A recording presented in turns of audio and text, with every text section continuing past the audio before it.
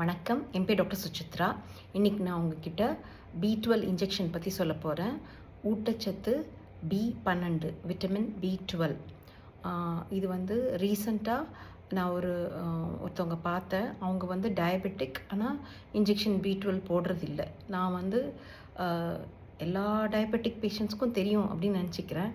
ஆனால் தெரிய மாட்டேங்குது போல இருக்குது. அதனால தான் திருப்பி சொல்கிறேன். அதாவது உங்களுக்கு சுகர், நீரிழிவு நோய், டயபெட்டிஸ் இருந்ததுன்னா நீங்கள் மாதத்துக்கு ஒரு தடவை இன்ஜெக்ஷன் B12 போடுறது நல்லது.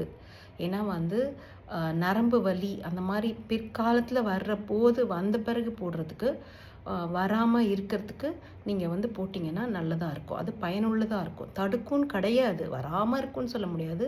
ஆனால் வந்த பிறகு போட்டு நிறைய பேருக்கு சரியாகுது, குறையுது நல்லாவே. அதனால B12 நான் வந்து பொதுவாக சொல்கிறது நியூரோபியான் ஃபோர்ட்ன்ற இன்ஜெக்ஷன் தான்.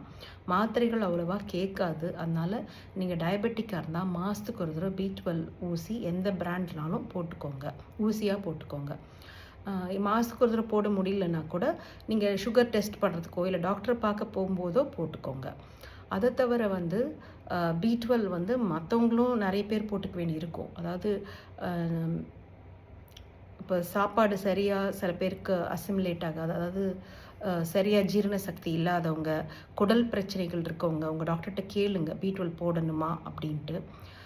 வெஜிடேரியனாக இருந்தால் B12 சோர்சஸ் ரொம்ப குறைச்சல் எதுலேருந்து கிடைக்குதுன்றது. அதனால் நீங்களும் B12 ஊசி போட்டுக்கிறது நல்லது. நான் வந்து ஞாபகம் இருக்கும்போதெல்லாம் போட்டுப்பேன். ஒரு 2 மாதத்துக்கு ஒரு தடவை, 3 மாதத்துக்கு ஒரு தடவை ட்ரை பண்ணுறது. மாதத்துக்கு ஒரு தடவை ட்ரை பண்ணுவேன், ஆனால் மறந்துடும். அதனால் ஞாபகம் இருக்கும்போதெல்லாம் போட்டுப்பேன். அதனால் சுகர் இருக்கவங்க B12 தேவை கட்டாயம். அதுவும் அவங்க வந்து மெட்ஃபார்மின் ஒரு மாத்திரையில் இருந்தாங்கன்னா, நிறைய பேர் இருப்பாங்க அதில், காமன் மாத்திரை. அந்த மெட்ஃபார்மினே வந்து B12 டெஃபிஷியன்சி காஸ் பண்ணும், அதாவது B12 குறைச்சிடும். அதனால் நீங்கள் வந்து உங்கள் டாக்டர்கிட்ட பேசுங்க. B12 குறைச்சலாக இருக்கிறதோட அறிகுறிகளும் வந்து டக்குன்னு கண்டுபிடிக்க முடியாது. அதனால தான் நான் போட்டுக்கோங்கன்னு சொல்கிறேன். அதாவது சில பேருக்கு மெமரி ப்ராப்ளம் இருக்கும், அதாவது ஞாபக சக்தி சரியாக இருக்காது. சில பேருக்கு கான்சென்ட்ரேட் பண்ண முடியாது. சில பேருக்கு நரம்பு வலி வரும்.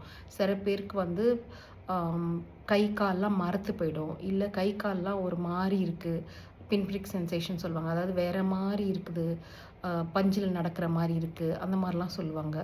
இல்லை மரமரன்னு இருக்குது, அந்த மாதிரி சென்சேஷன்ஸ் இருக்கலாம். டிப்ரெஷன் கூட வரலாம் B12 குறைச்சலாக இருக்கிறதுனால. அதனால் B12 குறைச்சலாக இருக்கிறதோட அறிகுறி கண்டுபிடிக்கிறது கஷ்டம்ன்றதுனால தான். உங்களுக்கு வேணால் ரத்த டெஸ்ட் பண்ணி பார்க்கலாம், பட் உங்கள் டாக்டர்கிட்ட டிஸ்கஸ் பண்ணுங்கள். வணக்கம்.